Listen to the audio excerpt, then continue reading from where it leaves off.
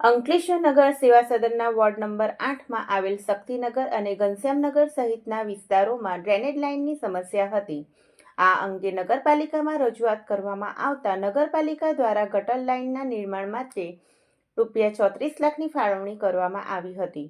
ત્યારે આજરોજ આ કાર્યનું નગરપાલિકાના પ્રમુખ લલિતા રાજપુરોહિતના હસ્તે ખાતમુહૂર્ત કરવામાં આવ્યું હતું। આ પ્રસંગે અંકલેશ્વર શહેર ભાજપ પ્રમુખ નરેન્દ્ર પટેલ સહિત નગરપાલિકાના સભ્યો અને કર્મચારીઓ ઉપસ્થિત રહ્યા હતા।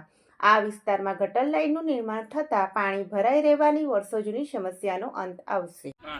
આજ રોજ અંકલેશ્વર નગરપાલિકા દ્વારા 34 લાખના ખર્ચે વોર્ડ નંબર 8માં ડ્રેનેજ લાઇન નાખવાનું ખાતમુહૂર્ત કરવામાં આવ્યું। આ ખાતમુહૂર્તમાં શહેર પ્રમુખ નરેન્દ્રભાઈ ને નગરપાલિકાના સભ્યશ્રીઓ અને ભાજપાના હોદ્દેદારો હાજર રહ્યા હતા।